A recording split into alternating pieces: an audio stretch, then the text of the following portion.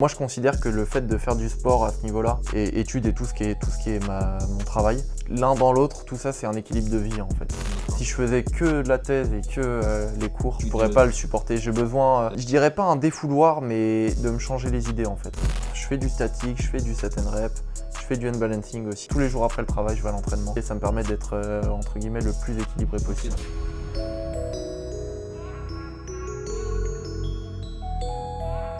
Salut à tous, c'est Matt de Street Workout Athlete et bienvenue pour un nouvel épisode du podcast de Street Workout Athlete, le podcast pour les adeptes de Street Workout et Calisthenics. Donc dans cet épisode, nous recevons Scalp, Pascal de son vrai nom. Donc là, nous sommes à Rennes, on a tourné la vidéo du podcast, mais on a eu un petit problème technique avec les caméras. Donc cet épisode sera qu'à l'audio, mais bien sûr, je vais l'imager avec quelques photos et vidéos. Je te laisse écouter ça. Salut Pascal. Salut Merci d'avoir accepté ce podcast. Donc on va parler de toi, on va parler de street workout, pourquoi pas de ton régime alimentaire si tu le souhaites. Donc on commence avec 5 petites questions et puis après on va parler d'autres choses. C'est parti. Alors Pascal, tu viens d'où toi ? Alors moi je suis originaire de région parisienne. Ok. Et donc là ça fait 5 ans que je suis en études et maintenant que je travaille à Rennes, Ok. donc en Bretagne. Et t'as quel âge ? J'ai 24 ans. 24 ans, ok. Donc ça fait combien de temps que tu fais du street workout ? Alors c'est un peu flou, mais ça va faire a priori 4-5 ans. Ok. Parce que j'ai commencé avec une base musculation en salle, donc en arrivant sur Rennes. J'étais déjà très intéressé par la pratique sportive orientée musculation.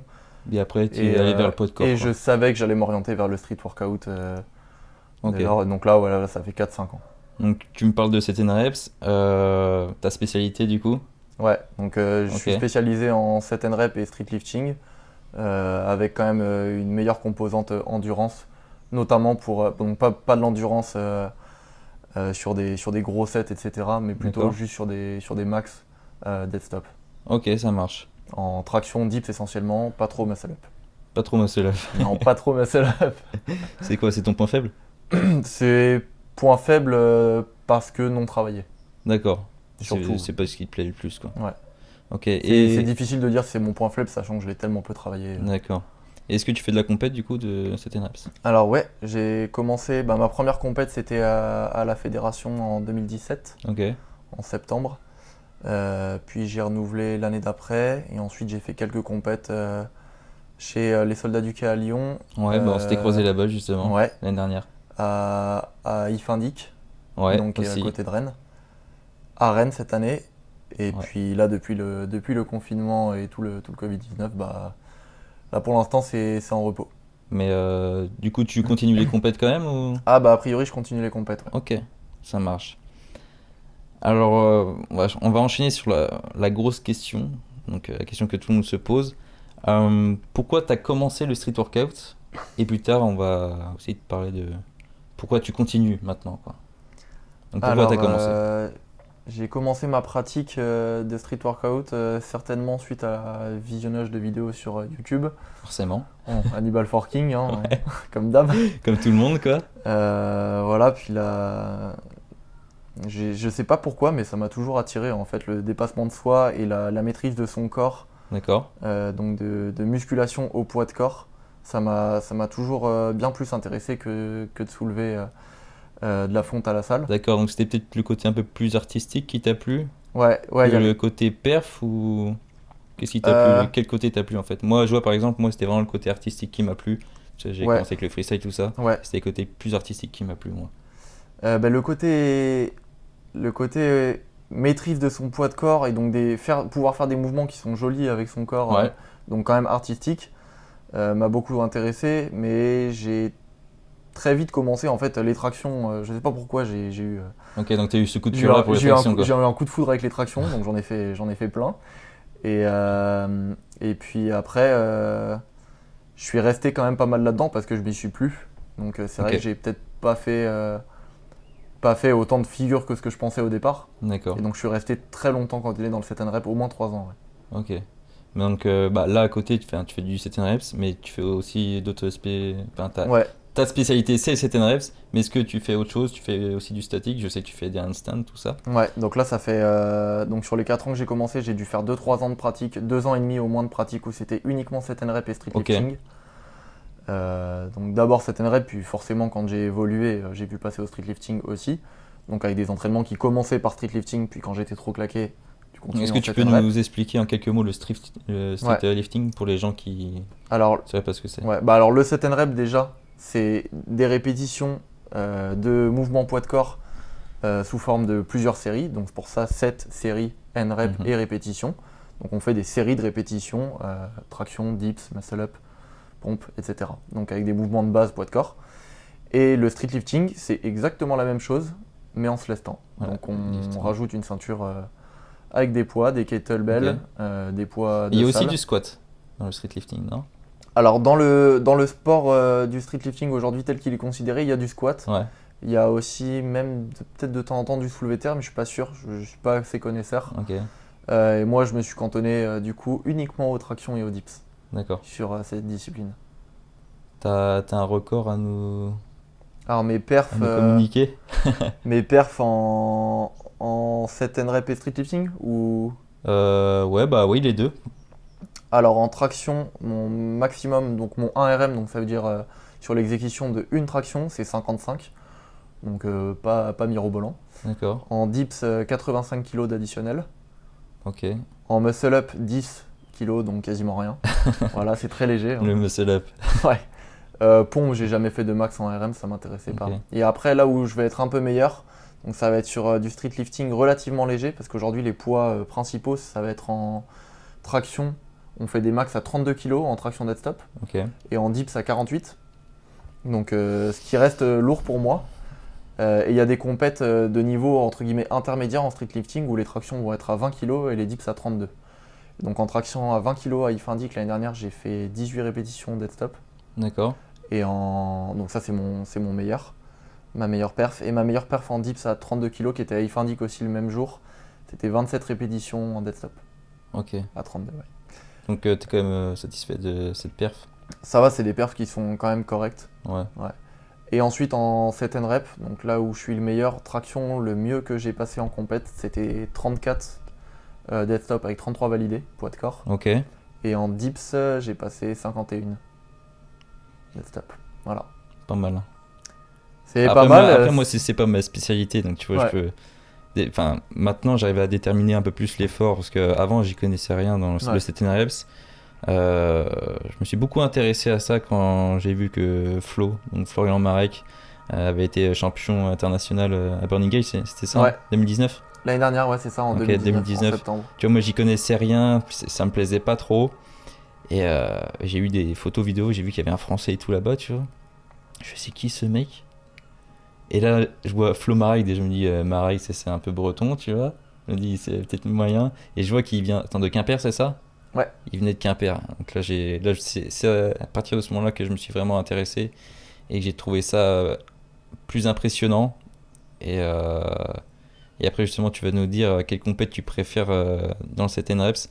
Mais moi, j'ai eu un coup de cœur justement pour les battles. Pour les, ouais, Parce que j'avais jamais vu ça. Pour moi, les compètes de 7 reps, bon, c'était un petit peu ennuyant. Ah, Voilà. C'est mon avis Complètement. personnel. C'était un peu ennuyant. Parce que c'est un par un. Tu en as un qui vient, il fait son max traction, c'est l'autre après. Et ça dure 3 heures, tu vois. C'est très très Et, répétitif. et justement, le 1er février ou le 2, je sais plus. Enfin, en février dernier, on a organisé une compétition de 7 reps Mhm. dans la salle CrossFit Honey Baby à Rennes. Oui, à laquelle j'ai jugé et participé. Voilà. Ouais, c'est ça. T'as jugé. Ah oui, t'as jugé le. Donc j'ai jugé les battles Les battles, toi. et j'ai participé justement au max dead stop. Voilà. Et bah, justement, c'était la première fois que je voyais des battles de 7 reps en vrai, tu vois. Et bah, c'est impressionnant de ouf, tu vois. Ouais. C'est vraiment C'est très vrai très que puissant. les- Et moi, justement, je filmais les battles. Et c'est ça qui m'a vraiment beaucoup plu. Et maintenant, je conseille de faire maintenant des battles de 7 reps dans les compétitions. Ouais. C'est mieux. Et même pour le tout public, je pense. Enfin, c'est mieux. C'est mon point de vue, tu vois. Je trouve ça plus agréable à regarder. Moins ennuyant. Alors, donc là, tu nous as dit pourquoi tu faisais du street workout, ta spécialité, tout ça. Est-ce que tu peux nous dire pourquoi tu continues au jour Ouais. d'aujourd'hui? Alors maintenant, en fait, c'est devenu essentiel à ma vie, on va dire. Ok. Je vis plus sans ça, je m'entraîne 6 jours sur 7 à peu près. Ouais. Euh, Ah ouais. à hauteur de 4 jours de street, vraiment street par semaine. Et 2 jours où je vais faire du fractionné course ou vélo. Ok. Et une sortie longue D'accord, donc course ou t'as vélo. quand même plusieurs activités. Enfin, Ouais. tu restes un athlète complet. C'est des activités, alors c'est pas dans le but d'être un athlète complet, c'est plus dans le but d'être équilibré corporellement Ok. et pour moi. Bah parce que tu te sens mieux comme ça en fait. Ouais, voilà, Ouais. c'est juste un équilibre corporel. D'accord. Mais c'est pas dans le but je compte pas du tout performer dans le cardio, D'accord. donc dans mes activités de course à pied et vélo. Mais ça me permet de diversifier ma pratique Ok. et je trouve ça complémentaire à la pratique sportive du street workout. D'accord. Donc voilà, donc 4 entraînements par semaine sinon de street. D'accord. Ça dure combien de temps tes entraînements? Généralement entre 2 et 3 heures par jour. D'accord. Parce que enfin, moi aussi, enfin, j'ai reçu beaucoup de questions euh, justement sur les heures d'entraînement, genre combien de temps fallait s'entraîner. Et moi aussi, la plupart du temps, c'est entre 2 et 3 heures. Après, moi, je fais beaucoup de statique, donc j'ai besoin de beaucoup de repos. C'est pour ça que mes entraînements sont très longs. Tant en 7 reps, enfin, tu fais aussi un peu de statique. Ouais. Un petit peu aussi. En 7 reps, comment ça se passe? Est-ce que, on va dire que c'est un peu un entraînement en mode CrossFit où tu es éclaté à la fin? Ou alors tu prends beaucoup de temps de repos? Ou comment ça se passe en fait? Ça va dépendre de ce que tu fais en fait. Si tu fais de la force par exemple, que tu fais du street lifting, Ouais, tu vas prendre des grosses récup, mais tu vas pas être claqué de toute façon. Ça demande du nerveux pendant que tu fais ta série, mais entre chaque série, tu as besoin de récup pour que tes muscles reviennent à un niveau d'énergie et de capacité assez élevé, mais en soi, tu vas pas être crevé. Et donc, si tu fais des gros sets avec peu de poids, peu de poids, pardon, ouais, donc au poids de corps. ouais, tu vas prendre beaucoup plus cardio, souffle, Ouais, donc, et puis tu vas congestionner beaucoup. Donc là, les temps de récup, par exemple, quand tu fais des BBR ou des demi-BBR, qui sont des séries très longues de muscle-up, dips, traction, ouais, pompe, tu vas prendre entre 5 et 7 minutes de récup généralement. d'accord. Mais moi, je le fais à la louche. Je suis pas un mec qui compte mes temps de récup, je m'en Ouais. fous un peu. Moi non plus. Et puis après, si je fais des trucs du genre, par exemple, des séries de 10 tractions, pour moi, où ça va commencer à devenir assez banal, bah là, je peux prendre du 1 minute de récup ou moins. Ouais, Et il y a d'autres manières de travailler. Quand tu fais des pyramides ou de l'EMOM, ça veut dire every minute and minute. Donc, ok. c'est-à-dire qu'à chaque minute, tu vas faire un truc fixe, par exemple 5 tractions toutes les minutes. Bah voilà, donc le temps de récup, c'est le temps qui te reste de Bah oui, le la temps qui te minute reste, moins donc le temps que tu as mis pour faire tes t'as tractions. intérêt d'y aller sur tes tractions si tu veux prendre un bon temps de Voilà. récup. Et, Mais après, oui, c'est et vrai du coup, que. ça varie vraiment. Moi, je le fais à la louche. Ok, après, oui, tout dépend de ce que tu travailles, hein. Si tu travailles la force, Ouais, l'endurance, ou voilà, enfin, tout dépend de ça. Et on le voit en statique ou en street lifting, quand on travaille vraiment la force, quoi. C'est vrai que on conseille un bon temps de récup ouais, pour retravailler avec une force maximale derrière, quoi. c'est ça. Et si tu fais des séries où tu vas être à une charge de travail qui est correcte pour toi, qui te crève pas, qui est pas trop simple, pas Mhm. trop endurante, pas trop force, donc un peu entre les deux, donc endu de force, on va dire. Et puis t'es relativement zen à la fin de ta série. Du 1 minute 30 à 3 minutes de récup, ça suffit large. On l'a évoqué tout à l'heure. Est-ce que tu veux parler de ton régime alimentaire? Parce que je sais que tu as un régime à toi, on va dire, Ouais, hein, que tu l'as adapté. Est-ce que tu veux nous en parler? ouais, on peut en parler un petit peu, ouais. Ouais. Donc au départ, moi je suis un bon gros viandard, j'aime bien le poulet, hein. Ouais. J'étais du coup. Enfin, j'aime toujours le poulet, mais j'en mange plus. D'accord. Donc Plus ça du tout? Non, plus du tout. Je Depuis suis quand? donc depuis janvier, donc là ça va faire Ok. 8 mois maintenant. Et c'est un choix totalement environnemental. Ouais, je suis passé végétarien Ok. pour l'environnement parce que je trouve que la surproduction de viande dans le monde et la surconsommation liée à la viande est certainement néfaste pour l'environnement. Et donc, comme je suis assez engagé environnementalement D'accord. parlant, bah, j'ai décidé d'arrêter. Pour l'instant, voilà. Sauf les seuls cas où je pourrais remanger du poisson ou de la viande, c'est vrai, les cas où j'irais chasser ou pêcher moi-même. D'accord. Donc tout ce qui est élevage industriel, j'y touche plus. D'accord. Donc tu arrives à trouver ce qu'il faut quand même maintenant? Mhm. pour Ouais, beaucoup de gens pensent, et donc ça c'est vraiment des idées reçues qui ont été inculquées par les lobbies des produits laitiers, de la viande. Oui, Ça vient notamment des US, etc. Les idées reçues qui disent que si on mange pas de viande, on n'aura pas d'apport assez conséquent en protéines et complet en acides aminés, etc. Pour notre corps, c'est faux. En fait, on arrive à trouver à peu près partout des protéines dans les légumineuses, les fruits secs type oléagineux, ouais, donc tout ce qui est noix de oléagineux, ouais. cajou, Mhm. noix, etc. Et en fait, en mangeant un peu de tout, donc varié, on arrive à retrouver Oui, c'est sûr. Enfin, en tous plus, ces on le dit éléments. souvent, c'est qu'il faut varier l'alimentation en Ouais. fait. Et c'est sûr que si tu varies, en fait, tu vas manger beaucoup de choses et tu peux trouver tes apports, quoi. Ouais, et je dirais qu'aujourd'hui, s'il y a un truc que je peux dire, vraiment un conseil que je peux donner à tout le monde, que vous soyez végétarien, pas végétarien, etc., Vas-y. quelle que soit votre diète, c'est pour votre santé en général et pour le sport, de manger équilibré, donc ça veut dire en essayant de varier, des aliments le moins transformés possible, donc qui C'est ont sûr. subi le moins de transformation industrielle possible, Je suis d'accord avec toi. alors ça c'est une possibilité si vous pouvez, qui sont locaux, donc ça veut dire qu'il y a moins de C'est transport. toujours mieux. Voilà. Et donc ils vont être les plus sains possibles. Donc bio aussi c'est mieux a priori. Euh, Même si c'est qu'un label. Ça confère quand même des avantages en termes de nutriments pour les mêmes aliments, pour les mêmes Mm. poids. On aura des nutriments plus riches, plus de vitamines, etc. Donc voilà, une alimentation équilibrée, variée et en évitant au maximum les produits industriels. Oui, et puis moi, je suis d'accord sur ce point-là. Il faut manger local. Après, on en revient toujours au même point. Oui, mais tu sais, parce que j'ai pas les moyens, tu vois, de m'offrir enfin, d'aller au marché et de m'offrir des bons légumes. Mais est-ce que ça coûte vraiment si cher que ça? Alors ça dépend, c'est vrai que quand on dit je mange bio, les gens vont me dire c'est très cher. Ouais, Suivant ce qu'on achète, ça va être plus ou moins cher. Alors effectivement, les produits transformés bio sont ouais, très chers. voilà. Par contre, les produits bruts, qui sont les plus naturels et donc les plus sains a priori, vont pas forcément être plus chers. Il y aura certains contre-exemples, comme la viande et le poisson. Si tu achètes de la viande et du poisson à Biocop, tu vas douiller.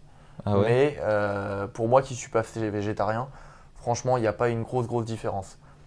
Et après, bah moi c'est sûr qu'avec mon salaire aujourd'hui et donc mon niveau de vie, je peux me le permettre. Ouais. Mais j'ai pas un niveau de vie non plus mirobolant. Donc c'est pour moi, quelqu'un qui gagne le SMIC peut faire le choix de manger sain Ok. et arriver à survivre sans aucun souci. Pas à survivre, mais à vivre, justement. Oui, oui, bah oui, justement, pas à survivre, ouais, à Ouais. vivre. Ouais, moi, je vous conseille de manger local, tout ça. Après, moi, j'ai toujours vécu, tu sais, un peu en campagne, tu vois. Ouais. J'ai toujours eu les tomates de mes grands-parents, ou Ouais. même les miennes, tu vois. Genre, chez moi, avant, j'avais tellement de fruits et légumes, je pouvais me faire un repas dans le jardin, tu vois. Ouais. Et Ouais. ça, en vrai, c'est un peu un luxe, tu vois. Ouais. Mais on se rend pas compte, parce que moi, j'étais petit, donc je me rendais pas compte. Mais même maintenant, même si vous vivez en appartement, je sais pas, vous avez un petit balcon, un truc comme ça, si vraiment vous êtes motivé et que ça vous tient à cœur, vous pouvez toujours vous faire pousser des tomates ou des trucs comme Ouais. ça, tu vois. Après, moi, je m'en fous un peu, tu vois, donc je sais pas si moi je le ferais, peut-être, je sais pas. Parce que moi, je sais où trouver les bons produits, donc ça me pose pas de problème. Et pour quelqu'un qui se pose la question, justement, qui se dit, mais moi, j'aimerais bien manger mes produits à moi, sur quelques produits, c'est possible, tu vois. Ouais. Pas tout, forcément. Après, si t'as une grande maison, tu peux avoir des poules, tu peux avoir plein de trucs, tu vois. Et pour les gens qui habitent en ville, c'est vrai que c'est pas évident, donc ouais, je vous conseille d'aller au marché, quoi. Ouais, c'est ça. Bon, il y a des marchés dans toutes les villes. Ouais, Et donc c'est vrai que moi, tu vois, je suis originaire de région parisienne. Mes parents m'ont jamais éduqué au niveau de l'alimentation, ok. etc. Bon, ma mère faisait des repas équilibrés, tu vois, mais c'était pas on fait attention à manger des produits bio ou manger Ouais, des produits sains, quoi. ok. Je veux dire, les céréales au petit-déj type Kellogg's et tout, j'y avais droit, hein. Et On est je, tous passés par là. et je déconseille aujourd'hui. Pareil, j'en Donc mange voilà, plus. je me suis éduqué moi-même sur ces 2 dernières années. Et puis pour l'instant, ça me convient. Il n'y a rien qui me dit que je vais pas changer de régime. Bon, je pense que retourner vers les produits transformés, ça m'étonnerait. Ouais. Peut-être qu'un jour, Oui, mais oui, mon qu'est-ce corps qui me dit dira qu'il que. a besoin de Voilà. viande un jour, hein. Voilà. Que ce soit dans 2 mois, 6 mois, 3 ans, 10 ans, peut-être que tu en mangeras. Et je pense que justement, il faut adapter. Enfin, ça s'adapte justement, il faut Mm. s'adapter à ça. Quand on a besoin de quelque chose, on va le chercher, quoi. Et je Donc, dirais, ouais, de manière générale, ce qui est le plus important, c'est quel que soit le le mode d'alimentation qu'on essaye de suivre, parce qu'on ne parle pas de régime, hein, être végétarien pour moi c'est pas un régime. Hein. J'ai pas de restriction en fait. D'accord, oui, Parce que tu te fais plaisir. c'est pas une restriction dans le sens où c'est pas, je veux pas de viande. J'ai pas l'impression de me restreindre. Par contre, quelqu'un qui arrêterait la viande et qui au bout de 3 semaines en pourrait plus, bah, il faut qu'il en mange, c'est-à-dire que son corps il en a besoin. Forcément. Et même Voilà. lui, ouais, lui, il en a besoin aussi ici, Voilà, quoi. c'est ça. Si au niveau mental ça fonctionne plus, Non, c'est. faut pas se forcer non plus. Enfin, Faut moi, pas se je forcer, pense non. pas qu'il faut se forcer. Ok, Bah, du coup, peut-être un truc à rajouter, c'était sur le. On en a parlé tout à l'heure. dis-moi. Ah oui, sur sur. les points négatifs du street workout? Alors, il y a ça, mais avant, Ah d'accord, on sur va en parler après.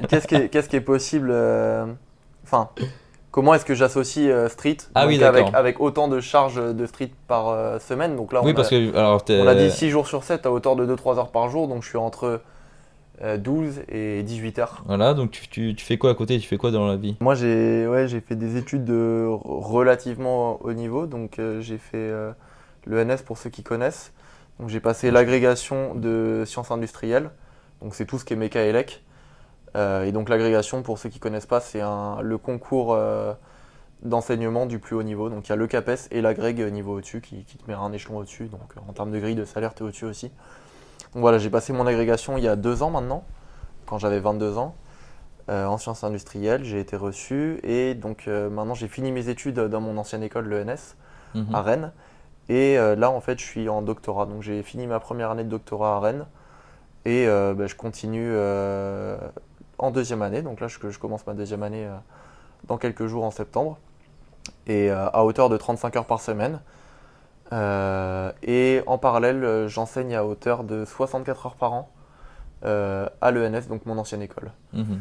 Et voilà, donc ma thèse, je la fais en robotique sur de l'optimisation de trajectoires pour des drones. Donc Ok. voilà, quelque chose qui n'a rien à voir avec le sport, un domaine Rien à tout voir, autre. hein. Et pourtant, bah, en fait, moi je considère que le fait de faire du sport à ce niveau-là euh, et les études là, et études et tout ce qui est mon travail, c'est l'un dans l'autre, tout ça c'est un équilibre de vie en fait. D'accord. Si je faisais que la thèse et que les cours, je Oui, pourrais pas le supporter. J'ai besoin, t'as besoin d'autre chose, ouais. je dirais pas un défouloir, mais de me changer les idées en fait. Ouais, complètement. Et le street, c'est voilà, Je suis j'y d'accord. vais, je fais le set, je fais du statique, je fais du set and rep, je fais du unbalancing aussi et tout ça, ça me met dans une bulle quand je sors du travail. Tous les Ouais. jours après le travail, je vais à l'entraînement. Ok. Et voilà, c'est comme si j'avais une deuxième partie de ma vie et ça me permet d'être entre guillemets le plus équilibré Ok, possible. donc Quoi. tu trouves quand même le temps de t'entraîner autant, on va dire. On trouve le temps de s'entraîner, en fait, il faut le trouver. Hein. Après, c'est sûr que c'est pas forcément facile. Bon, là, si je te dis mon emploi du temps, que je choisis moi-même, parce qu'en thèse, du coup, tu choisis ton emploi du temps. Hein. Tu as 35 heures par semaine, tu les répartis comme tu veux. Moi, généralement, je me lève à 6h, 6h30. Ok. J'arrive au labo à 7h. Et comme ça me permet de finir ma journée à 16h. Donc en comptant la pause du midi, tu vois, 7h, 16h, il y a 9h, moins 1, 8. Bon, avec 2 pauses, on va dire 7,5 par jour, sur 5 jours par semaine. Ouais, donc Et enfin, il y a voilà, toujours moyen, quoi. voilà, je termine le travail à 16h. Mhm. J'arrive entre 16h30 et 17h à l'entraînement, jusqu'à 19-20h. Et après, bah, je mange, et puis je Oui, regarde, après, je regarde une petite série. tu fais ta je petite vais vie dormir, après, quoi. quoi. Ok, Voilà. donc oui, tu arrives quand même à trouver le temps. On C'est- arrive c'est- toujours à c'est trouver le bien, temps. c'est quand bien on ça veut. de trouver son équilibre comme ça. Toi, tu as trouvé le tien, moi j'ai trouvé le mien. Je sais que beaucoup de personnes ont trouvé le leur. Mais tu as toujours des personnes qui, on va dire, qui changent de direction dans leur vie et qui trouvent plus le temps de s'entraîner. Ah, Et, moi, c'est. après, Bah, je peux comprendre, mais après, aussi. c'est une question de priorité, tu vois. Moi, je Voilà. trouve que c'est vraiment fondamental. Euh, Est-ce que vraiment ils ont besoin de ça? S'ils ont vraiment besoin de ça, de cette pratique sportive, ils trouveront toujours le temps. ouais. Enfin, moi, C'est j'ai ça, toujours trouvé le temps pour le street workout parce que quand on veut, c'est ma passion. J'aime ça, faut que j'en fasse toutes les semaines.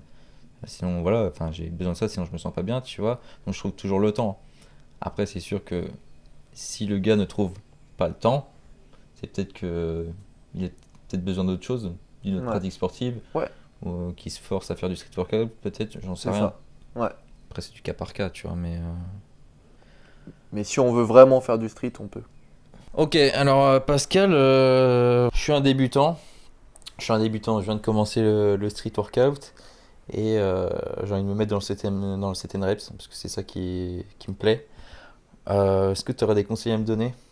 Par quoi je pourrais commencer? Est-ce que je me bute à faire des tractions pendant une séance à fond? Ou comment je fais en fait pour progresser? Alors en fait, ça va dépendre forcément de ton niveau de départ et de ta condition physique de départ. Ouais, Donc on va distinguer plusieurs cas. Par exemple, le cas donc le plus éloigné où tu n'es pas capable d'effectuer une traction, un dips, un muscle-up, et voire même une pompe, il va falloir commencer à ton niveau en fait. Et donc pour tous les mouvements qu'on fait, les tractions, tu comptes la gravité. Donc si tu n'es pas capable de la contrer, il va falloir de l'aide. Et donc tes meilleurs amis au début de ta pratique, si tu n'es pas capable de faire les mouvements poids de corps, ça va être les élastiques, généralement, qui te délestent. Alors qu'ils te délestent avec une charge qui est variable, donc il faut savoir que c'est pas exactement pareil que de faire une traction, parce que ton élastique, plus il est étiré, plus il t'aide, moins il est étiré, moins il t'aide. donc il va plus t'aider en bas sur une traction par Voilà, exemple. Mais voilà, tu peux commencer avec des élastiques, puis après quand ton niveau est suffisant, en traction comme en dips, tu peux faire ce qu'on appelle des négatives. D'accord. Donc ça veut dire que tu pars du haut, donc par exemple en traction, tu vas partir du haut, menton au-dessus de la barre, et tu vas descendre lentement. D'accord. En dips pareil, en muscle-up pareil, tu peux faire des négatives. Et puis après, tu as plein d'exos complémentaires où tu fais des maintiens en haut, maintien tête en dessous de la barre, en traction, etc. Pourquoi pas commencer avec des tractions australiennes aussi pour commencer? Voilà, c'est ça. Et se rediriger justement plus vers les tractions. C'est vrai que dans chacun de ces mouvements, tu as plein de variantes forcément qui peuvent être utiles. Donc, pour développer de la force en traction, parce que ce qui est aujourd'hui le standard en compète, c'est pronation, donc main au-dessus de la barre, relativement large. Mais voilà, il y a supination, neutre, donc il y a plein de grippes, etc. Serré, et donc au large, début, il va falloir expérimenter toutes les possibilités pour développer tes fibres musculaires dans toutes les directions, dans tous les sens de travail. Et puis ton nombre de répétitions va augmenter. Et voilà, après dans les trucs qui vont être relativement logiques pour moi, mais peut-être que pour un débutant ce ne sera pas forcément toujours logique. Si tu n'as pas fait beaucoup de traction et que tu n'as pas un entraînement déjà très conséquent, tu vas pas faire des séries où tu vas dire je fais un max traction, puis un max traction 5 minutes après et encore un, parce que tu vas terminer avec des courbatures insoutenables et le lendemain tu vas pas pouvoir t'entraîner ou le surlendemain, tu vois. Voilà. Donc il va falloir faire des séries qui vont pas, faut pas aller au bout de tes séries intelligentes, on va dire, des séries intelligentes. Il va falloir faire des séries où tu vas pas au bout de ton effort possible et où tu vas être capable d'en enchaîner plusieurs pour que ton entraînement dure un peu et que tu aies des courbatures suffisantes, mais pas non plus qui t'empêcheront de t'entraîner les jours d'après. Et voilà. Et après, il y a beaucoup de gens sur internet qui vont dire, qui vont aller voir par exemple Flo Marek et qui vont lui dire c'est quoi ton programme pour avoir le même. Et alors spoiler, il y a une différence de temps déjà de pratique et oui, mais quand tu as commencé, quel entraînement as-tu fait? Moi, je veux faire le même. D'accord. Et alors, spoiler, on a tous des corps différents en fait. On est tous différents. Et on a tous des fibres qui fonctionnent différemment, des capacités nerveuses différentes, des vitesses d'évolution différentes. Et donc, on peut vous donner plein de possibilités. Des gens forts vont vous donner des entraînements, etc. Et c'est à vous de tirer le meilleur parti de chacun des entraînements et des manières de travailler qu'on va vous donner. Pour trouver votre entraînement le plus optimisé qui vous convient à vous, quoi. Moi aussi, je conseille ça, c'est de piocher en fait un petit peu dans tout ce qu'on vous dit, dans tout ce qu'on vous raconte sur les méthodes d'entraînement, que ce soit dans le 7 reps, dans le statique pour ma part ou le freestyle. Le débutant, moi-même, je vais regarder des vidéos sur YouTube et en fait, ce que je vais faire, c'est que je vais piocher des exos qui me plaisent. Je vais les faire et après c'est à moi de juger, tu vois. Voilà, si ça marche pas, si ça me plaît pas, je vais pas les faire, je vais passer à autre chose. Et en fait, je pioche un petit peu partout pour faire mon propre programme d'entraînement. Un programme qui me plaît et qui me convient, quoi. Et donc là, je parlais plus de comment s'entraîner sur un entraînement, mais après il y a aussi combien de fois je vais m'entraîner par semaine, c'est une question qui revient souvent. Et combien de temps je m'entraîne. Je pense qu'en tant que débutant, déjà 1 heure et demie, c'est beaucoup. Ça peut être beaucoup. Et prendre entre 1 et 2 jours de récup entre les entraînements peut être plus que nécessaire au début. Voilà, moi maintenant je m'entraîne 6 jours sur 7. Et il y a des. Parce que quand je te dis je m'entraîne 6 jours sur 7, je t'ai dit que j'avais des jours de cardio. Ouais. Mais très souvent, je fais mes 50 bornes de vélo, là, mon heure et demie. Et après, ils vont s'entraîner, mes potes, et je vais avec eux et je fais des trucs. Donc je termine t'enchaînes, plutôt. putain. Je termine entre 6 et 7 jours sur 7 d'entraînement street au final, toujours. Ok. Mais les jours où j'ai besoin de 2 jours de récup, je les prends quoi. Et voilà, moi aujourd'hui c'est impensable de ne pas faire de street, mais il y a des moments où il faut quand même. Alors, et voilà, le conseil principal c'est écouter votre corps. Ouais, écoutez votre corps. Écoute ton corps. Le jour où ton corps il te dit qu'il a besoin de repos, tu commences à avoir des tensions, etc. Ça peut terminer très vite en blessure. Faut savoir s'arrêter au bon moment. Très bien dit. Et se reposer, c'est progresser. Quand on se repose, pas 3 mois, hein, et tu te reposes quelques jours, tu progresses. Tu laisses le temps à tes fibres de se reconstruire et de se reconstruire mieux. Parce qu'en fait, les fibres, tu les soumets à une contrainte forte et tu vas les casser en partie et elles vont se reconstruire de manière à mieux supporter la contrainte que tu leur as mis la fois d'avant. Donc là, des définitions de la progression, quoi. Voilà, c'est ça. Alors que si tes fibres, tu les casses et que tu les déchires, et tu vas devoir, Si tu vas devoir passer si chez le médecin. tous les jours, c'est sûr. Mais enfin, moi aussi, je conseille aux débutants de prendre leur temps quand ils commencent. N'allez pas, j'ai envie de dire, n'allez pas au parc 7 jours sur 7 à vous buter. Ça sert à Pour rien. faire comme les autres qui sont déjà surentraînés. Voilà, donc déjà, les blessures, voilà, il y a toujours un risque de blessure. Et en fait, vous n'allez pas progresser autant. Il faut mieux. Déjà, tout à l'heure, on parlait de la force, donc prendre de la récupération pendant l'entraînement, mais aussi hors entraînement. Donc, prendre des jours de repos, c'est là que vous progressez aussi. Pas être tout le temps. Parce qu'après, vous allez dire, oui, mais les champions, par exemple, les gymnastes, les champions d'athlétisme, tout ça, ouais, mais ils s'entraînent tout le temps, eux, ils sont forts. Oui, mais eux, ils ont quand même beaucoup années. de jours, de mois et même d'années d'entraînement. Ils ont un bagage de connaissances et de renforcement d'entraînement derrière eux. Ils s'entraînent très énorme. intelligemment. Et puis c'est très personnalisé leur entraînement.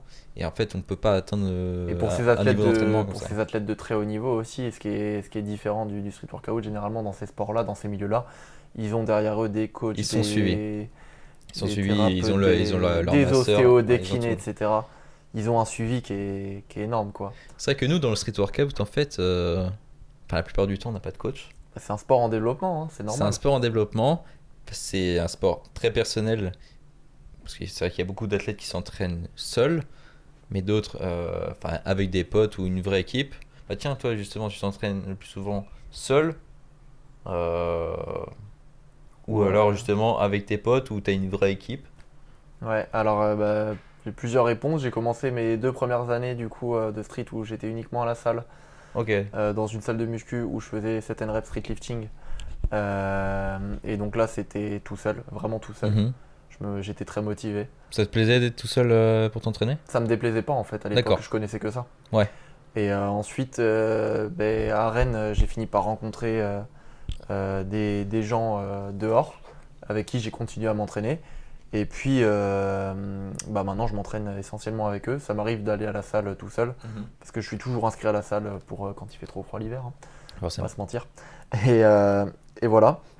Et suite à ma compétition à IFINDIC l'année dernière qui a eu lieu en septembre, je sais plus, mi-septembre, j'ai été recruté chez les Soldats du Quai, qui est une team qui se trouve à Lyon. À Lyon, ouais. Donc voilà, qui est essentiellement 7 reps street lifting.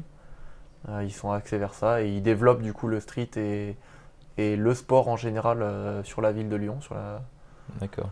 sur d'ailleurs, le bassin lyonnais. Voilà. Ils avaient organisé une compétition en juin Dernier, celle où on s'est. juin 2019. Ouais, juin dernier, Juin 2019, juin de l'année dernière. On s'était effectivement. croisés là-bas justement. Ouais. Et donc voilà, je fais mon parcours avec eux maintenant, donc je porte leurs couleurs en compète. D'accord. Mais bon, il n'y a pas eu beaucoup de compètes récemment avec la crise sanitaire. C'est vrai que comme ça. depuis, on n'a pas eu énormément, quoi. Ouais. Attends, est-ce qu'il y a eu des compètes depuis? Moi j'ai eu celle Celle du de coup. Bruxelles. Moi j'ai fait celle, avant le Covid, j'ai fait celle en février à Rennes. À Rennes, ouais. Ah, c'était la dernière Voilà, qu'on a fait, enfin que moi j'ai vue, c'est ça. je crois. Ouais, Et putain. là, bah là, il y a les championnats du monde de street lifting qui viennent d'être annoncés, qui auront lieu, je crois, le 17 octobre. Ok, où ça? Ce sera sûrement en région parisienne, c'est pas encore dit. C'est organisé par Zod SL, si tu connais, Pas du tout. qui est un ancien All Bars, et qui maintenant fait partie de la team FSP, Fundamental Strength Project. D'accord, bah, je connais pas. Donc voilà, une team majoritairement à Paris, il me semble. D'accord.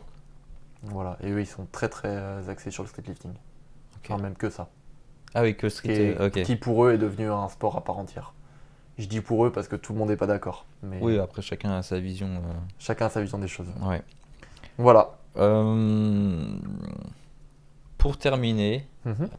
est-ce que tu as 5 comptes Instagram à me conseiller, enfin, ou alors tes 5 préférés, ceux que tu kiffes voir, Ouais. ceux qui te motivent. Alors dans les euh, dans les principaux, ouais, il y aurait Livan OTZ, Ok, donc un partenaire d'entraînement. qui est un de mes copains d'entraînement, ouais, Ouais, avec qui je suis tous les jours. Et donc lui qui fait essentiellement de la force ça statique, fit. qui a participé à la Burning Gate l'année dernière, etc. Mhm. Et voilà, c'est un athlète de très très haut niveau À très gros niveau, oui. qui fait, qui vit pour le street, et ça fait plaisir de voir à quel point il est engagé Ouais, et là-dedans. puis il Hein. s'investit tellement Ouais, il là-dedans. est très très investi. Donc Mm. voilà, Livan, très bon copain, et j'adore. Ouais. Et donc dans la même team, il y a Daylong, D'accord. donc qui est un de mes bons potes aussi, qui vient sur Rennes l'année prochaine, donc on va s'entraîner de plus en plus On sera des ensemble. bons trainings, ouais. Voilà. De toute façon, il arrive là, je sais pas quand il arrive, mais il arrive dans quelques jours normalement. C'est vrai? Ouais, ouais. Putain. Puis il est là pour quelques années, donc ça va être cool. Ouah. On voit Daylong, le maître inconditionné des Maltaises en France, Dragon Maltaise, avec tous les grips, Crypta, ce que vous voulez. Enfin, en Hefesto aussi, bon maintenant il est blessé au poignet, mais C'est vrai? voilà vraiment. Il s'est Ouais, niqué ça, pas? ça fait un an qu'il est blessé au poignet, Ah non. qu'il en fait Ouais, plus. ouais. T'as pas vu, il en fait plus du tout. Mais Je savais pas qu'il Daylong, faisait voilà, Hefesto. en termes de grip et de Maltaise, Daylong pour moi c'est vraiment les power moves quoi. C'est, Ouais, vraiment, tu j'avoue. mets un drop et il tient 10 secondes, un truc que C'est vrai qu'il tient très très longtemps. très longtemps, des trucs très Ses larges. figures, ouais. Voilà, très très impressionnant. Et ensuite, alors plus en street lifting, set and rep, endurance, Flo Marek, forcément. D'accord. Donc, qui a été. Pour l'instant, on reste en Bretagne. On reste en Bretagne, c'est On a vrai. des bons en Bretagne. Donc, endurance, set and rep, donc il a gagné justement le One More Rep Ouais. Volume 3 l'année dernière. Donc, les battles d'endurance. Donc, c'est en Italie qu'il a gagné ça en septembre l'année dernière. Et donc voilà, champion du monde dans cette catégorie-là, c'est quand même pas rien. Et Surtout à 19 ans. il a un très très bon esprit, ouais. C'est un gars super. Donc lui, D'ailleurs, travaille dans le sport. je ferai un épisode avec lui s'il n'est pas déjà tourné. Ouais. Mais je Ah, le il ferai. faut. C'était déjà prévu. Il faut. On a eu un contretemps, mais j'irai le voir sur Lyon et on le fera. Soit en vidéo, soit en audio, mais on le fera. Voilà, Flo Marek, pour moi, un des maîtres incontestés de l'endurance. C'est sûr. Et vous pouvez aussi le suivre sur YouTube. Je vous mets le lien de sa chaîne en description.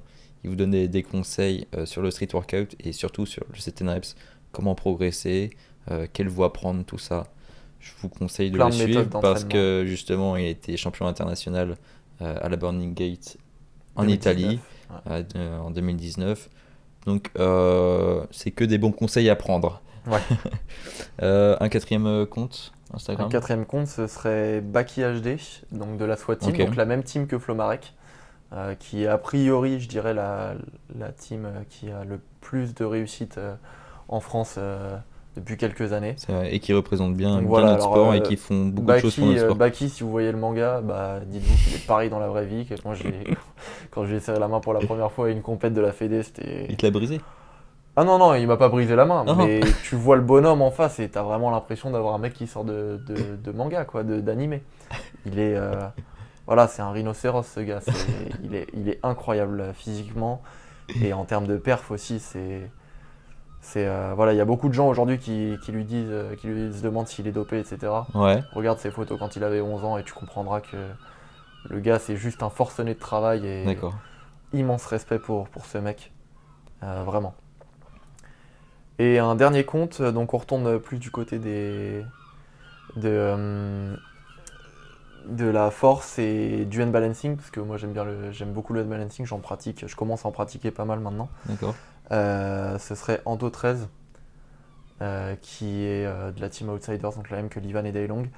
Et en fait, ce mec est assez Juste trop complet, fort. Juste trop fort. juste trop fort en équilibre, trop fort Trop fort en... partout en fait. Il est trop C'est- fort c'est- c'est partout, ça, il le fait truc. même du freestyle, alors que moi j'ai découvert qu'il faisait du freestyle il y a 2 mois, je savais même pas, quand j'ai rencontré à Nice. Et super sympa aussi, et vraiment incroyable. Incroyable. Mais tu sais que ce mec-là a vraiment progressé en très peu de temps parce que Sa vitesse de progression, elle est incroyable. moi je l'ai rencontré, tu vas peut-être regarder cette vidéo, Anto, mais tu vois, on s'est rencontrés en octobre dernier, tu vois, donc il y a moins d'un an. Et j'ai vu qu'il faisait des petites foules et tout, tu vois, sur para et tout. Et moi, je m'entraînais un peu pour la foule à ce moment-là. Et je lui ai dit, vas-y, on fait une vidéo, on fait une full planche, tu vois. Tu sais, on se met deux comme ça, je mets la caméra en face et tout. Il fait, oh, ok. Et j'ai filmé et on a tous les deux des foules de merde, quoi. Elles sont genre dégueulasses. Et même lui au sel, il était pas à l'aise, tout ça. Du coup, j'avais supprimé cette vidéo-là, tout ça. Et bon, je l'ai toujours suivi sur Instagram et j'ai vu cette progression de fou, quoi. En équilibre, c'est Moi, incroyable. moi, quand j'ai rencontré, je savais pas qu'il était aussi bon en équilibre. Et après, je l'ai suivi sur Insta et j'ai vu qu'il était très très fort Ouais, là-dedans. Et, pour moi, un des meilleurs en France, tu vois, avec Mister H peut-être. ouais, bien sûr. Et après, j'ai vu qu'il faisait de l'agilité aussi. Donc, Ouais. je me dis, il est complet et il progresse en force. Et j'ai fait, bah, c'est bon, toi tu pars. Ça fait peur, hein. J'ai envie de lui dire, on fait une équipe de France et puis, on t'emmène au championnat du monde, quoi. Ah ouais, non, c'est En vrai. ça, il a de l'avenir, il a Parce vraiment qu'il est beaucoup très très d'avenir. complet, quoi. Ouais. Et les Ah non, mecs c'est- très complets comme ça, justement, ils sont faits pour les compétitions freestyle. Et les compétitions freestyle, enfin les championnats les championnats et coupes du monde, franchement, je pense qu'il peut vraiment avoir sa chance. Mais Ouais. vraiment. Ah oui, oui, c'est un gars qui a un potentiel énorme, et puis avec sa vitesse de progression, Bah ouais, c'est... Ouais, c'est juste il ouf. a toutes les clés de la réussite. Ouais. Bon, bah merci d'avoir suivi cet épisode. Il y en aura à peu près toutes les semaines. Ça dépend qui je rencontre. Ouais. Je sais que bientôt je monte sur Paris, donc je vais voir Guéna, Geller, Ilias. Je ferai plein d'épisodes, que ce soit en vidéo ou juste de l'audio. Donc je vous souhaite un bon training et à bientôt. Salut Pascal. Ciao. Ciao.